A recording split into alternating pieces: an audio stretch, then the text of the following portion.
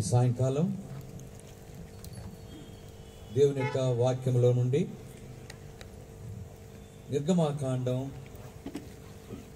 34వ అధ్యాయం. నిర్గమాకాండం 34వ అధ్యాయం 10వ వచనంలో మధ్యలో ఉన్న మాటను నేను చదువుతాను, దయచేసి గమనించండి.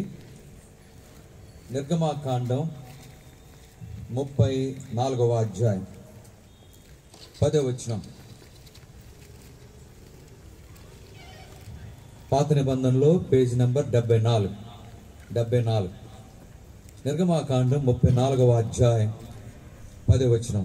నీవు ఏ ప్రజల నడుమనున్నావో ఆ ప్రజలందరూ యెహోవా కార్యమును చూచెదరు. నీవు ఏ ప్రజల నడుమనున్నావో ఆ ప్రజలందరూ యెహోవా కార్యమును చూచెదరు.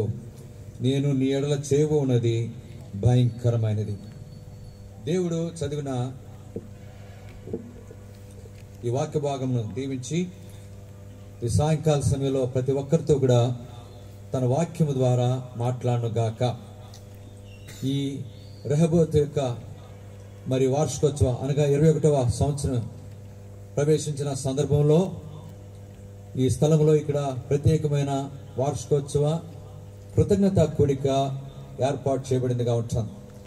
అలాగున గడిచిన 20 సంవత్సరాలు దేవుడు రెహోబోతులో తన దాసుల ద్వారా తన కార్యమును జరిగిస్తూ ఇంతవరకు సంఘమును భద్రతలో ఉంచి సంఘం యొక్క సరిహద్దులను విశాలపరిచి నానాటికి అనేక కృతాత్మలు సంఘంలో చేర్చబడుతూ సంఘము క్షేమాభివృద్ధి పొందే ధన్యత దేవుడు అనుగ్రహించాడు. అలాగున దేవుడు చేసిన మరి అనేకమైన ఆశ్చర్య కార్యములను బట్టి దేవునికి కృతజ్ఞతాస్తుతులు చెల్లించడం కొరకై మరి దేవుడు తన దాసులకు ఈ సాయంకాలం ఈ స్థలంలో ఈ చక్కటి అవకాశాన్ని అనుగ్రహించిన వాడుకుంటున్నాడు. అలాగున మనం చదువుకున్న ఈ శ్రేష్టమైన మాట, నీవు ఏ ప్రజల నడుమున ఉన్నావో ఆ ప్రజలందరూ యెహోవా కార్యమును చూచెదరు. ఈ అంశాన్ని ఆధారం చేసుకుని మన పితరుడైన ఇస్సాకు మరి గెరారు లోయలో రెహోబోతు యొక్క అనుభవంలో దేవుడు తన జీవితంలో జరిగించిన అద్భుతమైన కార్యాన్ని లేక ఇస్సాకును దేవుడు ఎలాగూ మరి ఆశీర్వదించినాడో అనే విషయాన్ని మనం బైబిల్లో జ్ఞాపకం చేసుకుందాం. ఇస్సాకు ఆదికాండం 26వ అధ్యాయంలో మనం చూస్తే ఇస్సాకు గెరారు లోయలో ఆయన కాపురం ఉంటున్నాడు. అంతకుముందు అబీమెలెకు వాళ్ళందరూ కూడా మరి ఇస్సాకును తన జనాంగమును మరి అక్కడి నుంచి గెరారు నుండి బయటకు పంపించి వేశారు. గెరారు లోయలోనికి ఇస్సాకు వచ్చాడు.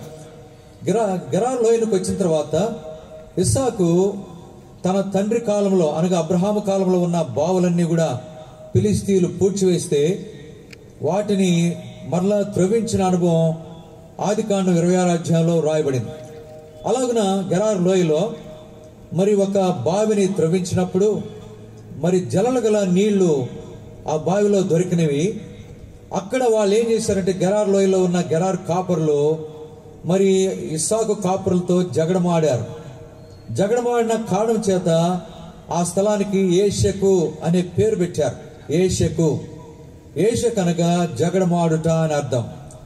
తర్వాత అక్కడ నుండి మరల వెళ్ళి వేరే స్థలానికి వెళ్ళి అక్కడ మరలా ఇంకొక బావిని త్రవ్వినప్పుడు దాని విషయం కూడా జగడమాడారు కనుక గెరారు కాపర్లు ఆ బావికి ఆ స్థలానికి సిత్నా అనే పేరు పెట్టారు. సిత్నా అనగా విరోధము అని అర్థం. బైబిల్లో సిత్నా అనగా విరోధం అని వ్రాయబడింది, విరోధము. ఆ తర్వాత మరలా వారు ఇస్సాకు వారు కాపర్లు మరలా వేరే స్థలానికి వెళ్ళి అక్కడ బావి త్రవ్వినప్పుడు ఆ బావి విషయమై వారు జగడమాడలేదు. చివరికి ఆ జగడమాడిని కారణం చేత అక్కడ ఏమని పేరు పెట్టారంటే రెహోబోతు అనే పేరు పెట్టారు. రెహోబోతు అనే పేరుకు అర్థం ఏదంటే ఎడము. దేవుడు మనకు ఎడము కలుగు చేస్తున్నాడు కనుక ఈ స్థలంలో మనము అభివృద్ధి పొందుతామని వారు అక్కడ రెహోబోతు అనే పేరు పెట్టిన వారు కొంటున్నారు. అక్కడి నుండి ఇస్సాకు బెయేర్షెబాకు వెళ్ళాడు. బెయేర్షెబాకు వెళ్ళిన తర్వాత కొన్ని దినాలైన తర్వాత అబీమెలెకును మరియు అతని స్నేహితుడైన అజాహుతును తర్వాత అతని సేనాధిపతి అయిన పీకోలును వారు ఏం చేశారంటే మరలా ఇస్సాకు దగ్గరకు వచ్చిన వారు ఉంటున్నారు. ఇస్సాకు బెయేర్షెబాలో కాపురం ఉంటున్నాడు. అక్కడకు వారు వచ్చారు. వచ్చిన తర్వాత ఇస్సాకు వారితో అన్నాడు, మరలా మీరు నన్ను పంపివేసిన తర్వాత ఎందుకు మరలా నా దగ్గరకు వచ్చారు అని ఇస్సాకు వారిని అడిగినప్పుడు మరి వారు ఇచ్చిన సమాధానం ఆదికాండం 26వ అధ్యాయం 28వ వచనంలో రాయబడింది. ఆదికాండం 26వ అధ్యాయం 28వ వచనం. ఆదికాండం 26వ అధ్యాయం 28వ వచనం. వారు అనగా మరి అబీమెలెకును అతని స్నేహితుడైన అహూజతును అతని సేనాధిపతి అయిన పీకోలును వారు నిశ్చయముగా యెహోవా నీకు తోడయుండుట చూచితిమి, యెహోవా నీకు తోడయుండుట చూచితిమి. ఇస్సాకు గెరారు లోయలో ఉన్నప్పుడు దేవుడు అతనికి తోడయుండెను. దేవుడు అతనికి తోడయుండెను గనక అతడు సంపూర్ణమైన ఆశీర్వాదం పొందినాడు. పై వచనాల్లో చూస్తే ఆదికాండం 26వ అధ్యాయం 12-13 వచనాలు చదివితే యెహోవా అతన్ని ఆశీర్వదించిన గనక ఆ మనుషుడు గొప్పవాడాయను. అతడు మిక్కిలి గొప్పవాడు వరకు క్రమక్రమంగా అభివృద్ధి పొందుతూ వచ్చాను. అలాగే ఇస్సాకు దేవుని యొక్క తోడు, దేవుడు అతనికి తోడయున్న కారణం చేత ఇస్సాకు దేవుని ఆశీర్వాదాన్ని సంపూర్ణంగా పొందినవాడు ఉంటున్నాడు. అంత మాత్రమే కాదు, అతడు క్రమక్రమంగా అభివృద్ధి పొందుతూ వచ్చాడు. అలాగున ఈ విషయాన్ని ఈ అబీమెలెకు అతని స్నేహితుడు అతని సేనాధిపతి మరి ఎరిగినారు గనుక ఇస్సాకు దగ్గరకు వచ్చి నిశ్చయముగా యెహోవా నీకు తోడయుండుట మేము చూచితిమి. అలాగే రెహబోతు యొక్క అనుభవంలో ఎనికేపాళ్ళలో దేవుడు 20 సంవత్సరాలు ఆయన తోడుగా ఉండి అనేకమైన కార్యములు ఈ సంఘంలో జరిగిస్తూ వచ్చాడు. తన దాసుడైన మరి రూఫస్ను ఇంకా సహోదరి ఇక్కడ సంఘస్థులను ఏర్పాటు చేసుకుని అనేకమైన ఆశ్చర్యకరమైన కార్యములు ఈ సంఘంలో జరిగిస్తూ అనేక రీతిగా ముఖ్యంగా దేవుని యొక్క ఆశీర్వాదాన్ని అనుగ్రహించిన వాడుకుంటున్నాడు. దేవుని యొక్క ఆశీర్వాదం ఈ సంఘంలో వారు పొందటానికి దేవుడు వారికి తోడై ఉన్నాడు. దేవుడు తోడై ఉండుట అనేది చాలా ప్రాముఖ్యమైనది. మరి రూఫస్కు ఇష్టమైన పాట ఒకటి ఉంది, మాకు తోడుగా నీవుంటివి జీవిత యాత్రలో. ఆ వచనం జబదెత్తు. మాకు తోడుగా నీవుంటివి జీవిత యాత్రలో, మాకు తోడుగా నీవుంటివి జీవిత యాత్రలో, మమ్ము విడువని మా దేవా నిండు మనస్సుతో వెంబడించేదం, మమ్ము విడువని మా దేవా నిండు మనస్సుతో వెంబడించేదం, మాకు తోడుగా నీవుంటివి జీవిత యాత్రలో, మాకు తోడుగా నీవుంటివి జీవిత యాత్రలో. దేవుడు తోడై ఉన్న కారణం చేత దేవుని యొక్క సంపూర్ణమైన ఆశీర్వాదం అభివృద్ధి మరి కలిగిన అనుభవం ఇస్సాకు యొక్క జీవితంలో మనం చూస్తున్నాం.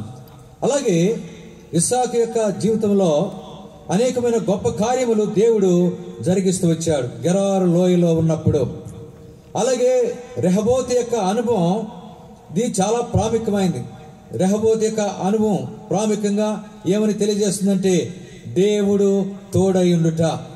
ప్రియులారా, ప్రభు రాకడ సమీపించిన దినాల్లో, అంచె దినములలో, అపాయకరమైన కాలాల్లో మనం జీవిస్తున్నాం. మన యాత్ర జీవితంలో దేవుని యొక్క తోడు మనకు ఎంతైనా అవసరంగా ఉంటుంది. దేవుడు తోడై ఉంటేనే మన జీవితంలో క్షేమం పొందగలం. దేవుడు తోడై ఉంటేనే ఆశీర్వాదం పొందగలం. దేవుడు తోడై ఉంటేనే అభివృద్ధి చెందగలం.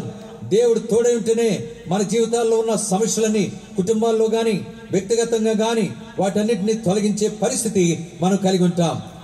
దేవుడు తోడై ఉండకపోతే మన జీవితం అంతా చాలా ప్రమాదకరమైన పరిస్థితి, చాలా నష్టకరమైన పరిస్థితిని మనము కలిగిన వారు ఉంటాం. అందువల్లనే ఇస్సాకుకు తోడై ఉన్న దేవుడు మన జీవితాల్లో కూడా ఎల్లప్పుడూ తోడై ఉంటేనే ప్రభు రాకడ కొరకై యోగ్యంగా సిద్ధపడి ఆయన ఎప్పుడొచ్చినా ఎత్తబడే అనుభవంలో, ఎత్తబడే ఆ సంఘం యొక్క అనుభవంలో మనం జీవించేవారు ఉంటాం. అందువల్లనే మనం ఎల్లప్పుడూ కూడా మనం కోరుకోవలసిన ప్రాముఖ్యమైన విషయం ఏదంటే, దేవా నాకు తోడయుండు, దేవా నా కుటుంబానికి తోడయుండు, దేవా నా సంఘానికి తోడయుండు. నువ్వు తోడై ఉంటేనే మా సంఘము క్షేమాభివృద్ధి నొందుతుంది. అలాగే నువ్వు తోడై ఉంటే మా కుటుంబం ఆస్వాదించబడుతుంది. నువ్వు తోడై ఉంటేనే వ్యక్తిగతంగా నా జీవితంలో ముందుకు సాగిపోయి ఆధ్యాత్మికంగా నేను జీవించే అనుభవం నేను కలిగి ఉంటాను అనే అనుభవంలో దేవుడు ఎల్లప్పుడూ కూడా మనకు తోడై ఉండాలి అనే విషయంలో మనం బాధ్యత కలిగి ఆ తోడును మనం కోరుకునే వారం ఉండాలి. సరే, ఇప్పుడు ఈ సాయంకాలం దేవుడు మనకు అనుగ్రహించిన కృప కొలది దేవుడు మనకు తోడై ఉండాలంటే మన జీవితాల్లో ఉండవలసిన లక్షణాలు ఏంటో బైబిల్లో కొన్ని సంగతులను జ్ఞాపకం చేసుకుందాం. ఎందుకంటే దేవుడు మనకు తోడై ఉండాలి. ఉదాహరణగా సంసోను యొక్క జీవితంలో బైబిల్లో మనం చదివితే న్యాయాధిపతులు 16వ అధ్యాయంలో అక్కడ ఏం రాయబడిందంటే, యెహోవా తనను ఎడబాసునని ఆయనకు తెలియలేదు, సంసోనుకు తెలియలా. చివరికి ఎప్పటిలాగా మరి ఇదివరకులాగా బలం కలిగి పుంజుకుని మరి విచ్చలవిడిగా లేకపోతే మరి బలం కలిగి కార్యం జరిగించాలనుకున్నాడు, కానీ అతని వల్ల కాలేదు. యెహోవా తనను ఎడబాసిన లేక దేవుడు అతనికి తోడై ఉండకుండా విడిచిపెట్టిన వాడుకుంటున్నాడు. అందువల్లనే సంసోను బలహీనుడైన వాడుకుంటున్నాడు. దేవుడు మనకు తోడై ఉంటే బలవంతులంగా బలమైన కార్యములు మన జీవితాల్లో జరిగించేవారు ఉంటాము. సంఘాలు ఎంతో మేలు పొందేవిగా ఉండేవిగా ఉంటున్నవి. అందువల్లనే ఇస్సాకుకు తోడై ఉన్న దేవుడు, ఇస్సాకు జీవితంలో ఉన్న ఆధ్యాత్మిక లక్షణాలే దేవుడు అతనికి తోడై ఉన్న అనుభవాన్ని మనం చూస్తున్నాం. ఆ లక్షణాలే మన జీవితంలో కూడా కొన్ని లక్షణాలను కలిగి ఉంటే దేవుడు మనకి ఎల్లప్పుడూ కూడా తోడై ఉంటాడు.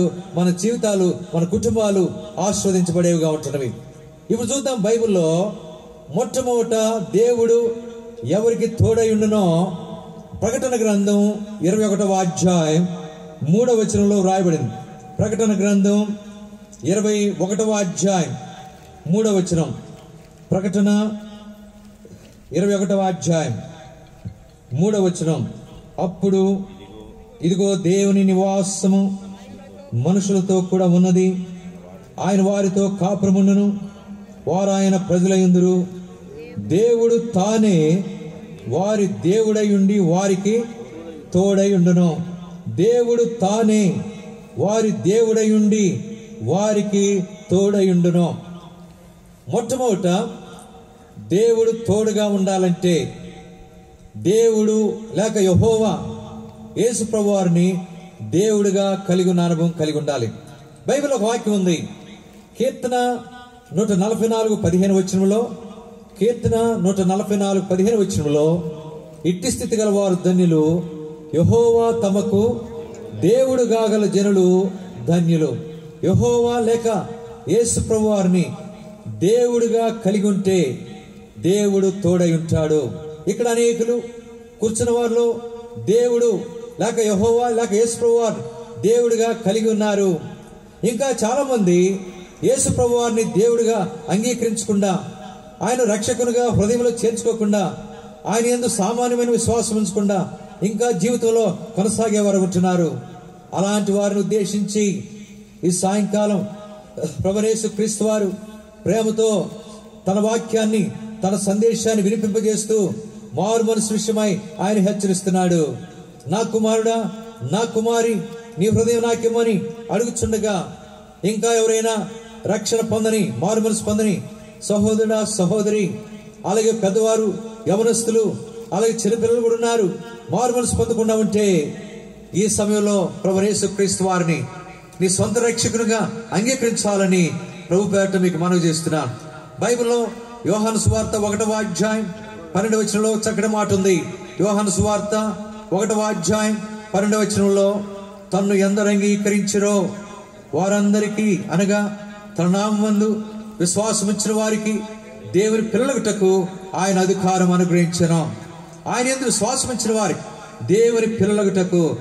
ప్రియులారా, ఇంకా ఎవరైనా ఆయన యందు సామాన్యమైన విశ్వాసం ఉంచి ఆయన అంగీకరించకుండా, ఆయన రక్షకునిగా హృదయంలో చేర్చుకోకుండా ఉంటే, బైబిల్లో ఒక మాట ఉంది, ఇదే మిక్కిలి అనుకూల సమయం, నేడే రక్షణ దినము.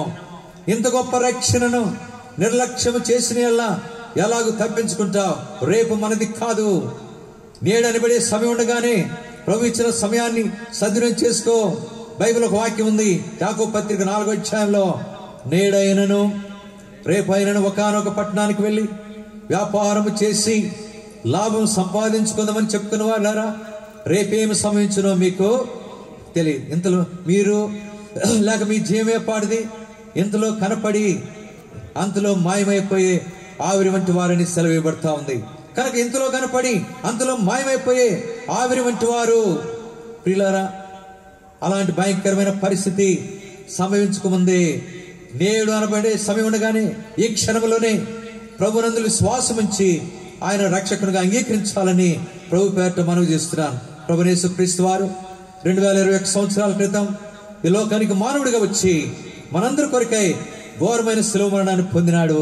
దున్నబడినాడు, ఏడ్చబడినాడు, కొరడాలతో కొట్టబడినాడు, అనేక రీతిలుగా కాండ్రించి ఆయన ముఖం మీద ఉమ్మివేశారు. ఎన్నో రీతిలుగా అవమానపరచబడినాడు. ఆ కలువరి మార్గంలో ఆయన శిలువను ఆయన మీద పెట్టి మోపిస్తుంటే ఆ శిలువను మోయలేక పడిపోయినప్పుడు కొరడాలతో కొట్టారు. ఆ కలువరి మార్గంలో కొరడాలతో కొట్టినప్పుడు కొరడా బలంగా దిగిపోయి చీల్చిన బలంగా లాగినప్పుడు మాంసం ముక్కలను చీల్చుకొని వచ్చింది. ఆ కలువరి మార్గం అంతా రక్తమయమైపోయింది. ప్రియులారా, చివరికి కలువరి గిలి గొల్గోతా కొండపైకి తీసుకెళ్లి యేసు ప్రభువారిని శిలువపై పండుకోబెట్టి మేకలతో కొట్టారు. తల్ల ముళ్ళ కిరీటం, చేతుల్లో మేకులు, కాళ్ళలో మేకు. చివరికి ఆ శిలువను ఆకాశానికి భూమికి మధ్యలో వేలాడదీసినప్పుడు శరీరం అంతా చీల్చబడి ఆ చీల్చబడిన గాయాల నుంచి రక్తము కారుతూ వచ్చింది. ఆ దేశం అంతా చీకటి కమ్మింది. ఆ సమయంలో యేసు ప్రభువారు కేకలు వేస్తున్నాడు, నా దేవా నన్నెందుకు చేయి విడిచిదవని యేసు ప్రభువారు తండ్రిని వేడుకున్నాడు. చివరికి తండ్రి కూడా కుమారుని యొక్క చేయి విడిచిపెట్టాడు. ఆ పరిస్థితిలో యేసు ప్రభువారు ఒంటరిగా నా అనేవాళ్ళు లేకుండా కేకలు పెట్టుకుంటా ఆయన ఒంటరిగా బాధపడుతుంటే, చివరికి ఒకడు ప్రక్కన బళ్ళెంతో పొడిచినప్పుడు ఆ ప్రక్క నుంచి రక్తము కారుతూ వచ్చింది. చివరికి వ్రాయబడిన వాక్యంలో వ్రాయబడిన సంగతి, రక్తమును నీళ్లను కారం. ఆ సమయంలో ప్రభువైన యేసుక్రీస్తు వారు, నా తండ్రి నీ చేతికి నా ఆత్మను అప్పగిస్తానని చెప్పి చనిపోయి సమాధి చేయబడి తిరిగి 3వ దినమున సజీవుడిగా లేచిన యేసు ప్రభువారు ఈ సాయంకాలం ఒక శ్రేష్టమైన మాట తెలియజేస్తున్నారు. ఏంటి ఆ మాట అంటే, బూదిగంతముల నివాసులారా నా వైపు చూచి రక్షణ పొందుడి, నా వైపు చూచి శిలువేయబడిన యేసు వైపు చూచి రక్షణ పొందాలని ప్రభు పేరిట మనవి చేస్తున్నాం. ఇంకా ఆ శిలువ దృశ్యాన్ని చూడనటువంటి సహోదరుడా సహోదరి, ఒకవేళ ఇదివరకే ఆ శిలువ దృశ్యాన్ని చూచి కూడా నువ్వు నిర్లక్ష్యం చేస్తుంటే, ఈ సాయంకాలం తీర్మానం చేసుకుని, యేసయ్యా నేను పాపిని, నన్ను క్షమించు, నీ రక్తం ద్వారా నన్ను కడుగు, నా హృదయంలోనికి రమ్మని ప్రభువుని వేడుకుంటే ఆయన క్షమించే దేవుడు, క్షమించుటకు సిద్ధమైన మనసు కలిగిన వాడు. ఆయన ఎవరిని కూడా త్రోసివేసేవాడు కాదు. ఒక మాట ఉంది బైబిల్లో, నా యొద్దకు వచ్చేవానిని నేను ఎంత మాత్రమును త్రోసివేనని సెలవిస్తుండగా, ఇంకొక మాట ప్రభు పిలుస్తున్నాడు, ప్రయాసపడి భారం మోసుకొనిచున్న సమస్త జనులారా నా యొద్దకు రండి, నేను మీకు విశ్రాంతిని లేక మీ పాపలు క్షమిస్తానని ఆయన పిలుస్తుండగా, ఈ సమయంలోనే ఎవరైనా రక్షించబడకపోతే ఆ తీర్మానం కలిగి ఉండాలని ప్రభు చెంతకొచ్చి పాపం ఒప్పుకొని విడిచిపెట్టి ఆయన బిడ్డలుగా కుమారులుగా కుమార్తెలుగా చేయబడాలని ప్రభు పేరిట మీకు మనవి చేస్తున్నాం. ఇది మొదటి విషయం. దేవుడు తానే వారి దేవుడై ఉండి వారికి తోడై ఉండును. దేవుడు తోడై ఉండాలంటే యేసు ప్రభు వారిని నీ రక్షకునిగా అంగీకరించడం ద్వారా ఇది మొదటి అనుభవం నీ జీవితంలో కలిగేదిగా ఉంటాను. రెండవదిగా, దేవుని వాక్యంలో దేవుడు తోడై ఉండాలంటే జీవితంలో ఉండవలసిన లక్షణాలు ఏంటో అపోస్తల కార్యములు 10వ అధ్యాయం అపోస్తల కార్యములు 10వ అధ్యాయం 38వ వచనం. అపోస్తల కార్యములు 10వ అధ్యాయం 38వ వచనం. 113 క్రొత్త నిబంధనలో పేజ్ నంబర్ 113. అదేదనగా దేవుడు నజరేయుడైన యేసును పరిశుద్ధాత్మతోను శక్తితోను అభిషేకించునను నదియే. దేవుడు ఆయనకు తోడయుండను గనుక ఆయన మేలు చేయొచ్చు. ఇక్కడ యేసు ప్రభు వారు పరిశుద్ధాత్మతోను శక్తితోను దేవుడు ఆయనను అభిషేకించనున్నది. దేవుని ఆత్మ యేసు ప్రభు వారు కలిగిన వాడు ఉంటున్నాడు. ఎప్పుడు ఇది సంభవించిందంటే, ప్రభుని యేసు క్రీస్తు వారు యోహాను చేత యోర్దాను నదిలో బాప్తిసం తీసుకుని ఒడ్డు దగ్గరికి రాగానే పరిశుద్ధాత్మ పావురం వలె యేసు ప్రభు వారి మీదకి వ్రాలెను. అప్పుడు ప్రభు శక్తితో ఆయన నింపబడిన వాడుకుంటున్నాడు. ప్రియులారా, అప్పుడు దేవుడు అతనికి తోడై ఉండనా. రెండవదిగా, దేవుడు తోడై ఉండాలంటే మన జీవితాల్లో ఉండవలసిన రెండవ ఆధ్యాత్మిక లక్షణం ఏదంటే, రక్షించబడిన సహోదరుడా సహోదరి, నువ్వు మారు మనసు పొందావు, యేసు ప్రభు వారిని దేవుడిగా అంగీకరించావు, మంచిదే. అయితే చాలా మంది బాప్తిస్మం తీసుకోకుండా ఆలస్యం చేసేవారు ఉంటున్నారు. చాలా మంది కొన్ని సంవత్సరాలు బాప్తిస్మానికి లోబడకుండా జీవించేవారు ఉంటున్నారు.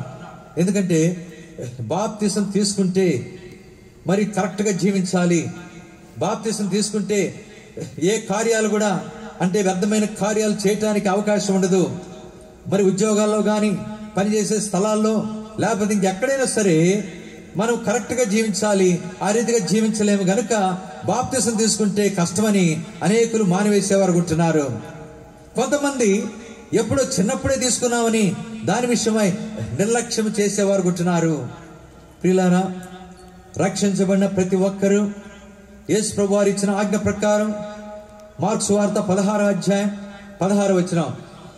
మార్క్సు వార్త 16వ అధ్యాయం 16వ వచనంలో, నమ్మి బాప్తిసం పొందిన వాడు రక్షింపబడును, నమ్మని వానికి శిక్ష విధించబడును. కనుక ప్రభు యొక్క ఆజ్ఞ ప్రకారం బాప్తిసం తీసుకొని దేవుని ఆత్మ చేత నింపబడిన జీవితం మనం కలిగిన వారు ఉండాలి. పరిశుద్ధాత్మ యొక్క అనుభవం ప్రతి ఒక్కరూ కలిగిన వారు ఉండాలి. ఆ ఆత్మ చేత నింపబడినప్పుడే దేవుడు మనకు తోడై ఉండేవాడు ఉంటున్నాడు. ఆత్మశక్తి మన జీవితాల్లో ఎల్లప్పుడూ కలిగిన వారు ఉండాలి. బైబిల్ ఒక వాక్యం ఉన్నది, రోమపత్రిక 8వ అధ్యాయం 9వ వచనంలో ఆ మాట రాయబడింది. రోమ 8:9లో, ఎవడైనను క్రీస్తు ఆత్మ లేని వాడైతే వాడాయన వాడు కాడు. దేవుని ఆత్మ చేత, క్రీస్తు ఆత్మ చేత మనం నింపబడిన వారు ఉండాలి. బుద్ధి లేని కనికలు వారి దివిటీల్లో నూనె లేకపోవటం వల్ల వారు పెళ్లి కుమారుని యొక్క విందులో పాలు పొందలేకపోయిన వారు ఉంటున్నారు. బుద్ధి గల కన్యకలు వారి జీవితాల్లో ఆత్మ నూనె అనే అనుభవంలో ఆత్మ చేత నింపబడినారు గనక పెళ్లి కుమారుని యొక్క విందులో పాలు పొందే ధన్యత వారు కలిగిన వారు ఉంటున్నారు. ప్రియులారా, ప్రభు రాకడ దినాల్లో దేవుని ఆత్మ చేత మనం నింపబడిన వారు ఉంటున్నామా? దేవుని ఆత్మశక్తి మన జీవితాల్లో మనం కలిగిన వారు ఉంటున్నామా? ఆత్మశక్తిని కలిగి ఉన్నప్పుడే దేవుడు మనకు తోడై ఉండేవాడు ఉంటున్నాడు. ఇది రెండవ అనుభవంగా ఉంటుంది. దేవుడు తోడై ఉండాలంటే పరిశుద్ధాత్మ చేత నింపబడి ఆ శక్తి యొక్క అనుభవంలో ఎల్లప్పుడూ మనం కొనసాగడం ద్వారా దేవుడు తోడై ఉండేవాడు ఉంటున్నాడు. ఇది రెండవ ప్రాముఖ్యమైన అనుభవంగా ఉంటుంది. తర్వాత మూడవదిగా, అపోస్తలుడైన పౌలు ఫిలిప్పీయులకు రాసిన పత్రిక 4వ అధ్యాయం. అపోస్తలుడైన పౌలు ఫిలిప్పీయులకు రాసిన పత్రిక 4వ అధ్యాయం 9వ వచనం. 4వ అధ్యాయం 9వ వచనం. క్రొత్త నిబంధనలో పేజ్ నంబర్ 180, పేజ్ నంబర్ 180. ఫిలిప్పీయులకు రాసిన పత్రిక 4వ అధ్యాయం 9వ వచనం. మరియు మీరు నా వలన ఏమి నేర్చుకుని అంగీకరించితిరో, నా యందున్నట్టుగా ఏవి వింటిరో, ఏవి చూచితిరో అట్టి వాటిని చేయుడి. అప్పుడు సమాధానకర్త యొక్క దేవుడు మీకు తోడయుండును. మీరు నా వలన ఏవి నేర్చుకుని అంగీకరించితిరో. అపోస్తలుడైన పౌలు ద్వారా ఫిలిప్పీ సంఘంలో ఉన్నవారు నేర్చుకుని అంగీకరించిన అనుభవం ఏదంటే దేవుని వాక్యము.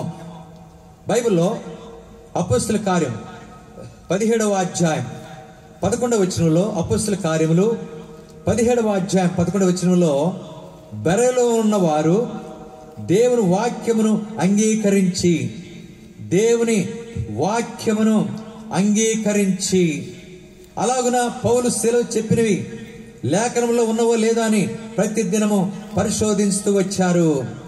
కనుక దేవుని వాక్యాన్ని అంగీకరించి, దేవుని వాక్యాన్ని ప్రేమించి, దేవుని వాక్యాన్ని ధ్యానించి, దేవుని వాక్యాన్ని చదివి, దేవుని వాక్యాన్ని శ్రద్ధతో ఆలకించడం ద్వారా మన జీవితాల్లో దేవుడు మనకు తోడై ఉండేవాడుకుంటున్నాడు. దేవుని వాక్యము శ్రేష్టమైనది. దేవుని వాక్యము అమూల్యమైన గ్రంథం. దేవుని వాక్యాన్ని అనేకులు నిర్లక్ష్యం చేసేవారు ఉంటున్నారు. మిగతా వాటికి ప్రాధాన్యత ఇచ్చి ప్రాముఖ్యమైనది దేవుని రాజ్యానికి తీసుకెళ్లేది, ఆత్మీయ జీవితంలో ఎన్నో మేలులు కలుగు చేసే దేవుని వాక్యం. దేవుని వాక్యాన్ని అనేకులు నిర్లక్ష్యం చేసేవారు ఉంటున్నారు. చదవచ్చులే, వినొచ్చులే, తర్వాత ధ్యానించొచ్చులే, సమయం ఉందిలే అని అనేకమైన వాటికి సమయం ఇచ్చి అసలైన దేవుని వాక్యాన్ని నిర్లక్ష్యం చేసేవారు ఉంటున్నారు. సహోదరుల సహోదరి, దేవుని వాక్యం బైబిల్ గ్రంథాన్ని విని దాన్ని అంగీకరించి హృదయంలో భద్రం చేసుకునే అనుభవం మనం కలిగి ఉంటున్నామా? బైబిల్ ఒక వాక్యం ఉంది. కొలసీలకు రాసిన పత్రిక 3వ అధ్యాయం 16వ వచనం చివరిలో ఒక మాట ఉంది. కొలసీ 3:16 చివరిలో, క్రీస్తు వాక్యమును మీలో సమృద్ధిగా నివసింపనీయుడి. ప్రియులారా, దేవుని వాక్యం హృదయంలో ఉంటే ఆ వాక్యమే మనల్ని భద్రపరుస్తుంది, ఆ వాక్యమే మనల్ని జీవింపజేస్తుంది, ఆ వాక్యమే మనల్ని నడిపిస్తుంది, ఆ వాక్యమే చీకటి గల చోట వెలిగించే దీపమైనట్టుగా ఉంది. వాక్యంలో ఒక మాట ఉంది, నీ వాక్యము నా పాదములకు దీపమును, నా త్రోవకు వెలుగునై ఉన్నది. ప్రియులారా, దేవుని వాక్యాన్ని శ్రద్ధతో చదివి దేవుని వాక్యాన్ని ఆనందిస్తే దాన్ని చదవగలం, దేవుని వాక్యాన్ని వినగలం, దేవుని వాక్యాన్ని ఆలకించి ఆ వాక్య ప్రకారం జీవించే వారంగా ఉంటాము. బైబిల్ ఒక వాక్యం ఉంది.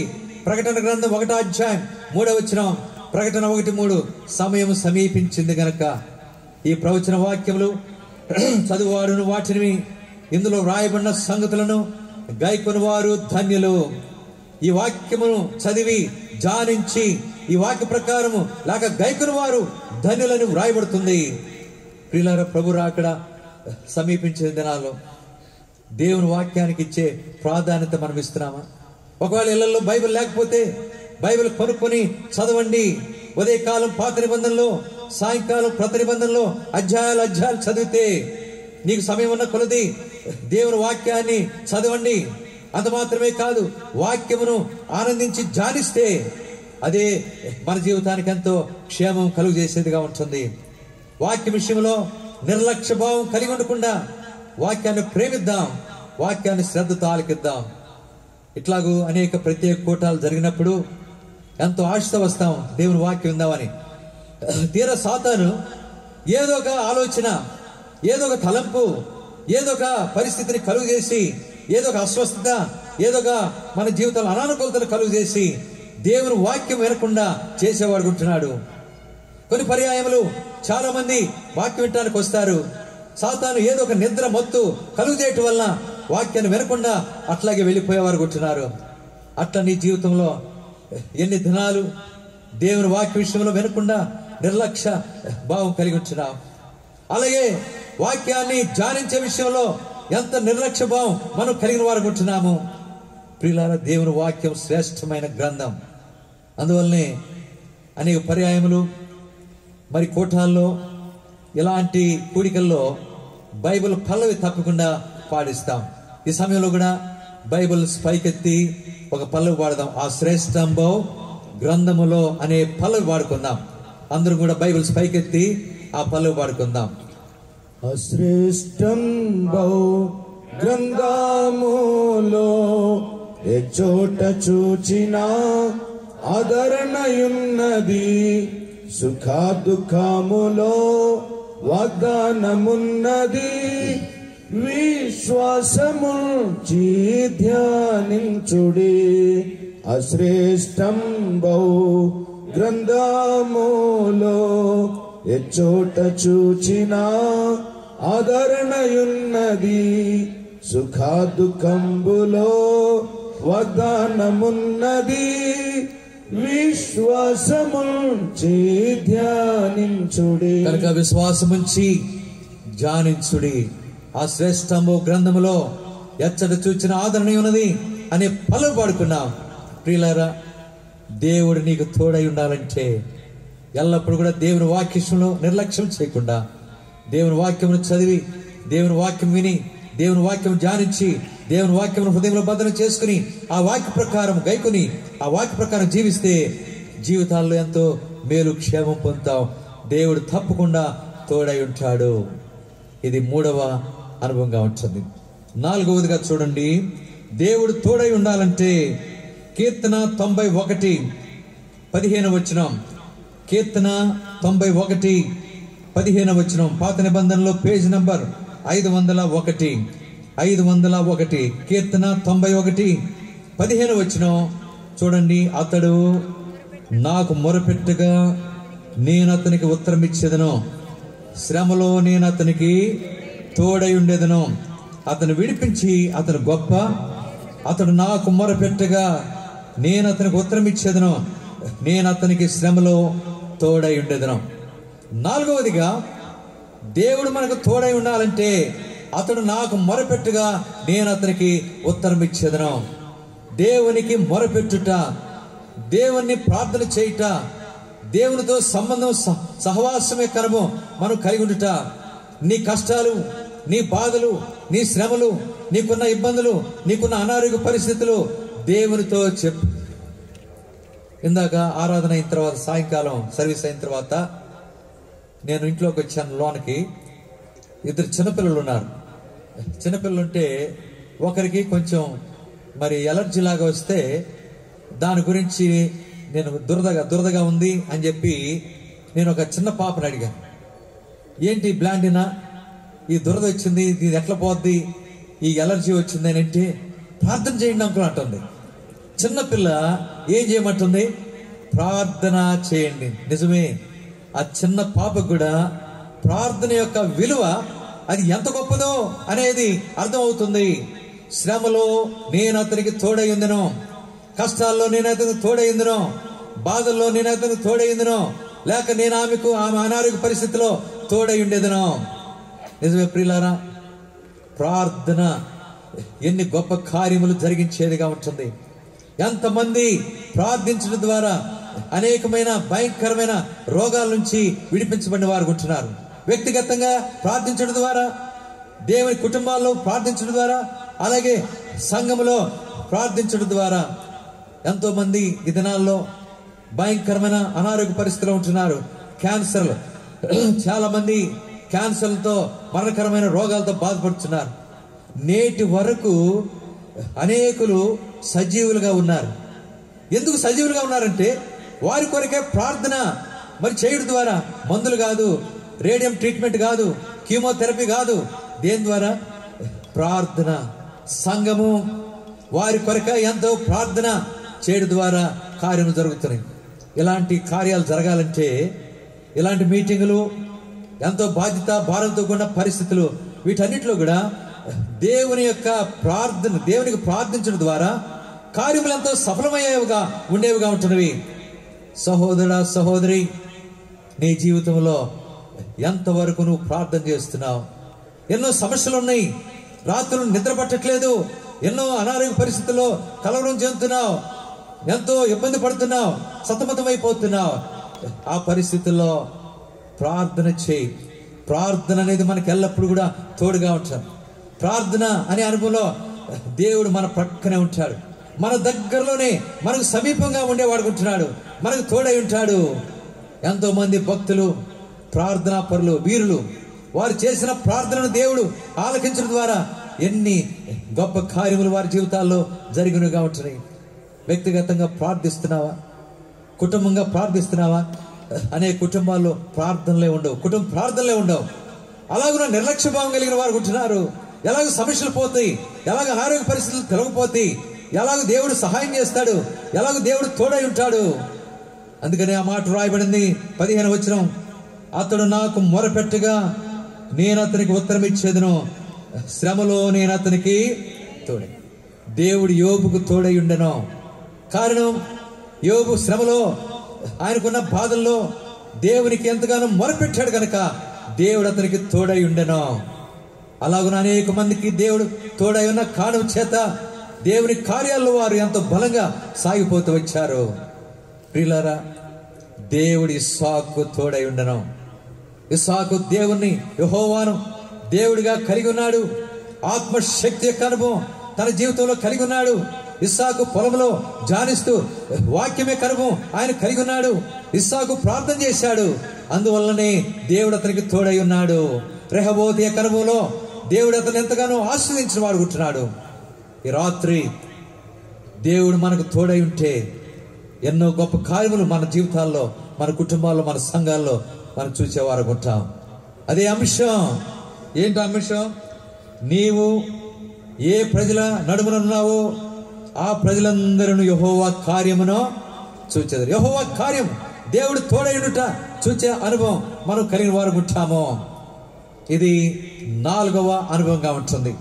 తర్వాత న్యాయాధిపతులు 1వ అధ్యాయం, న్యాయాధిపతులు 1వ అధ్యాయం 22వ వచనం. న్యాయాధిపతులు 1వ అధ్యాయం 5వదిగా న్యాయాధిపతులు 1వ అధ్యాయం 22వ వచనం. పాత నిబంధనలో పేజ్ నంబర్ 198. న్యాయాధిపతులు 1వ అధ్యాయం 22వ వచనం. యోసేపు ఇంటి వారు బేతేలుకు వెళ్ళినప్పుడు యెహోవా వారికి తోడయుండెను. యోసేపు ఇంటి వారు బేతేలుకు వెళ్ళినప్పుడు యెహోవా వారికి తోడయుండెను. బేతేలు అనగా దేవుని మందిరం.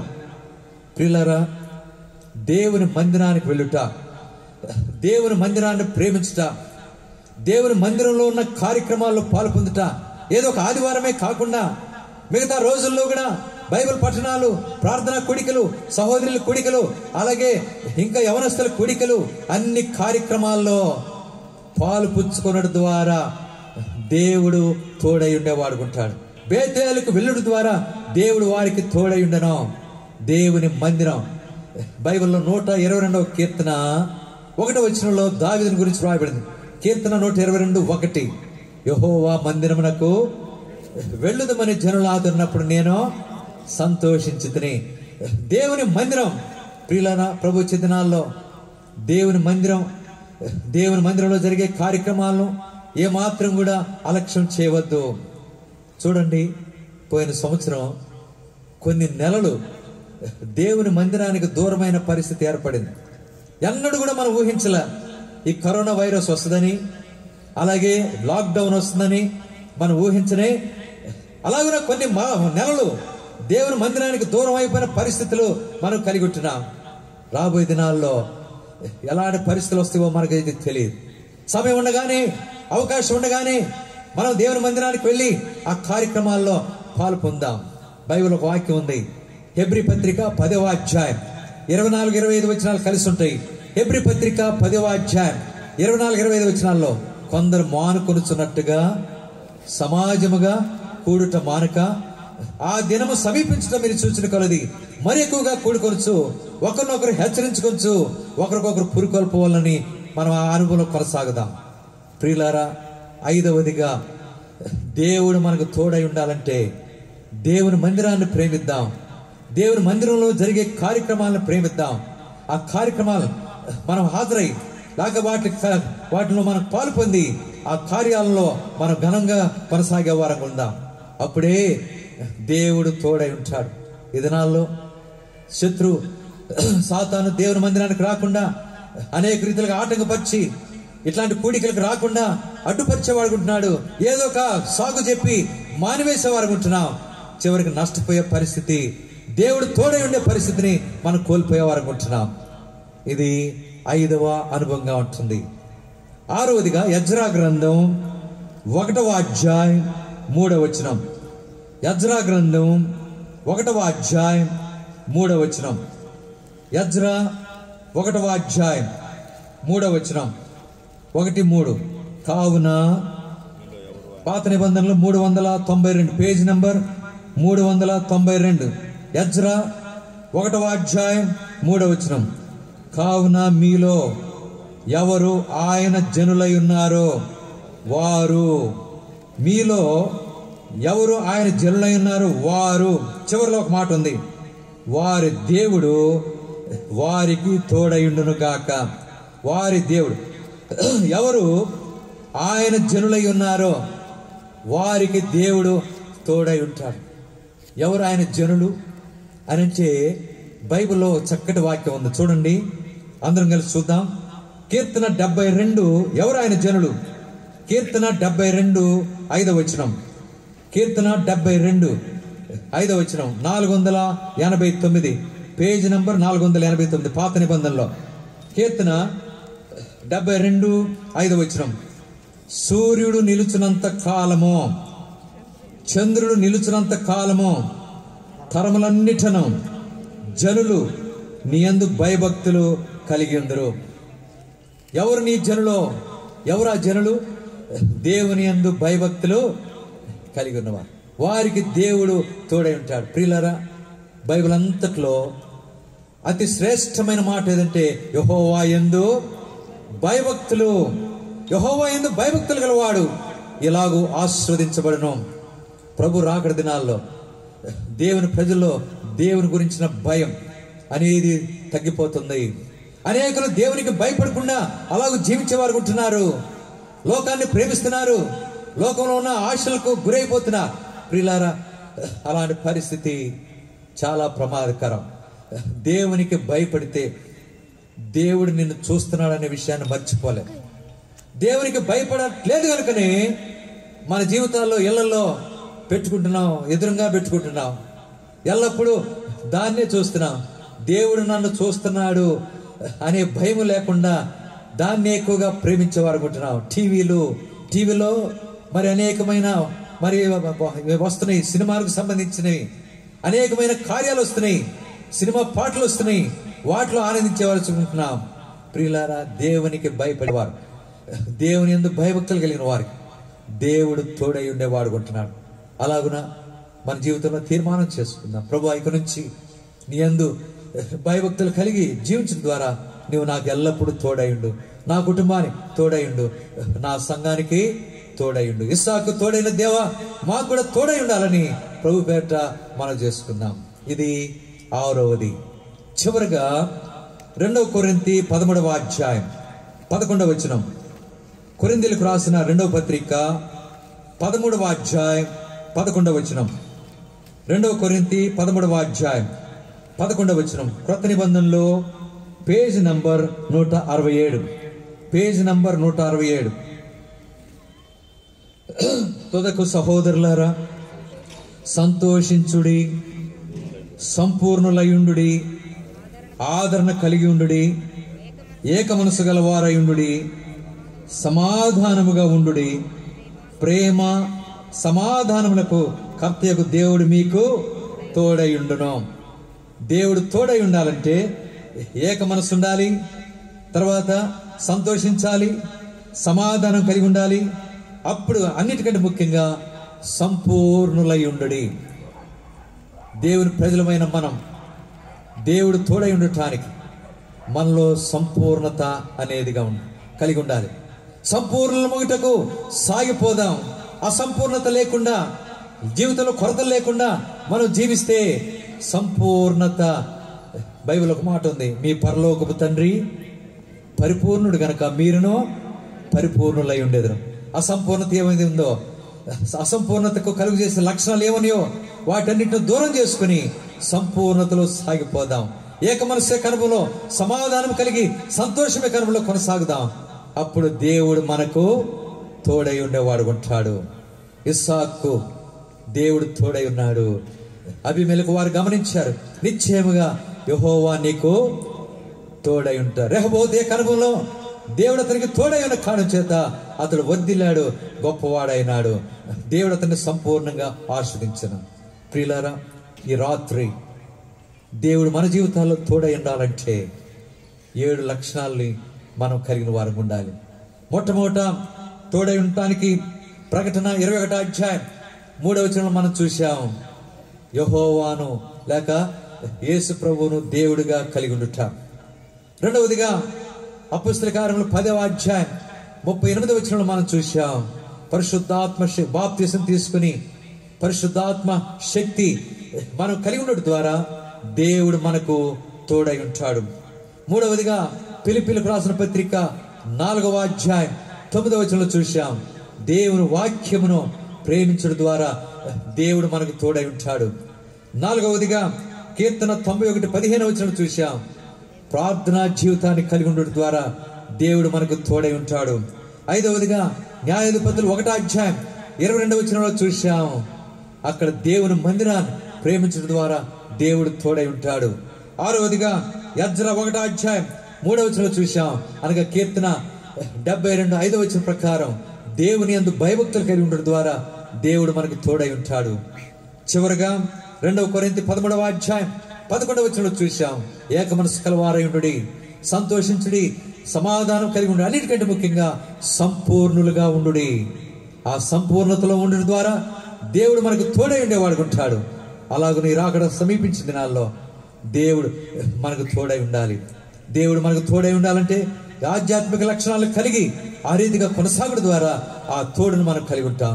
అలాగున్న మన జీవితాల్లో ఇంకా ఎవరైనా రక్షించబడకపోతే ఈ స్థలాన్ని విడిచిపెట్టక ముందే యేసు ప్రభువును హృదయంలో చేర్చుకుని ఆయన కుమారులుగా కుమార్తెలుగా చేయబడాలని కోరుచున్నాం. ఆ తర్వాత ఆధ్యాత్మిక లక్షణాలన్నీ కలిగి దేవుని యొక్క తోడు కలిగి మన జీవితాల్లో కొనసాగునట్లు ప్రభువే మనకు సహాయమో చేయనుగాక. ఈ సమయంలో ప్రార్థన చేసుకుందాం. సోదరుడు వరప్రసాద్ ప్రార్థన చేస్తాం. చేసిన తర్వాత రూఫస్ వచ్చి ప్రకటన చేస్తాడు. తర్వాత మనం కూడికను ముగించుకుందాం. ప్రేమ కలిగిన మా పరలోక తండ్రి, భూమి ఆకాశములను సృజించిన దేవా, మీ కుమారుడు, మా రక్షకుడు, మా విమోచకుడు, మా ప్రభువైన యేసుక్రీస్తు నామమందు ఈ సాయంకాలము మాకు అనుగ్రహించిన శ్రేష్టమైన బహు ఆశీర్వాదకరమైన ఆయనను క్రమక్రమంగా అభివృద్ధిపరిచావు. ఆయనను గొప్పగా ఆశీర్వదించి ఫిలిస్తీన్ల దేశములో బలమైన వ్యక్తిగా, మీరు గొప్ప వ్యక్తిగా చేసినందుకే మేము కనపరుచున్నాము. అలాగే ఇక్కడ రేవతులో ఉన్న విశ్వాసులు, దాసుడు తన కుటుంబంతో ఇక్కడ దేవుని చేత దీవించబడుతున్నాడని, దేవుడు తోడైంటున్నాడని ఎరుగునట్లు రెహబోతు మన అనుభవంలో జీవించుటకై మీరు బలపరచండి.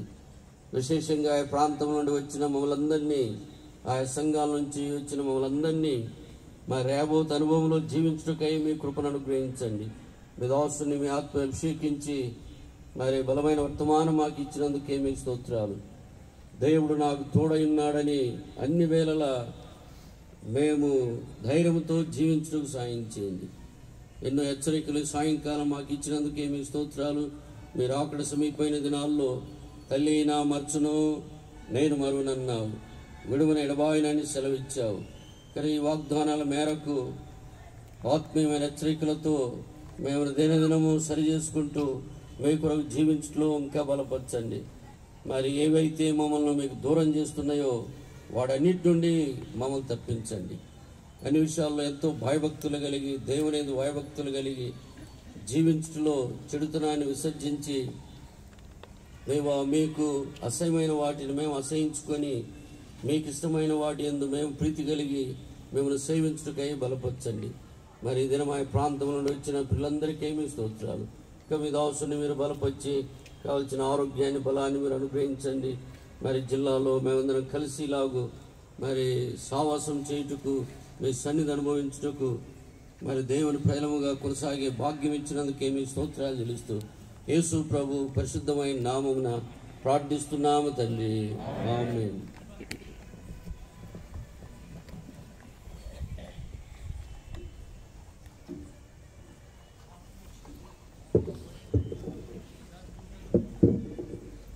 సమయంలో ఆయా ప్రాంతాల నుంచి వచ్చిన దేవుని సేవకులు, విశ్వాసులు మరి ప్రభు నామాన్ని బట్టి మీకు వందనాలు తెలుస్తున్నాం. అదేవిధంగా కర్మేల్ నుంచి వచ్చిన జోసఫ్ అన్న, పెద్దలు, ఆ విధంగా సంఘాన్ని బట్టి ప్రభువుని స్తుతిస్తున్నాం.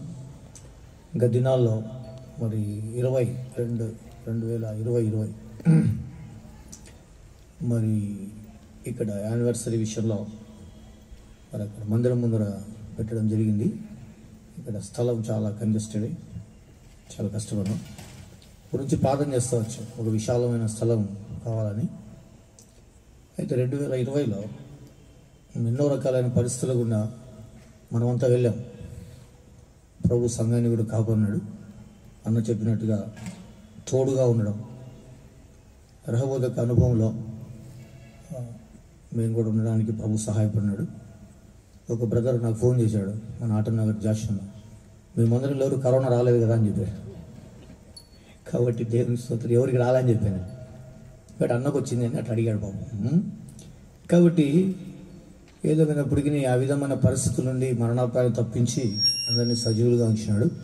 మరి అన్నగడ రెండు రకాలైన సెక్షన్స్ ఉన్నాయని ఎంతో బిజీగా ఉన్నప్పటికీ అన్న రాగలిగాడు. జోసఫ్ అన్నకు ప్రత్యేకమైన వందనాలు ఇస్తున్నాం. సేవకులందరికీ మీ సంఘాలతో లేకపోతే మాతో సహవాసం చేయడానికి వచ్చినందుకే ప్రభువుని స్తుతిస్తున్నాం.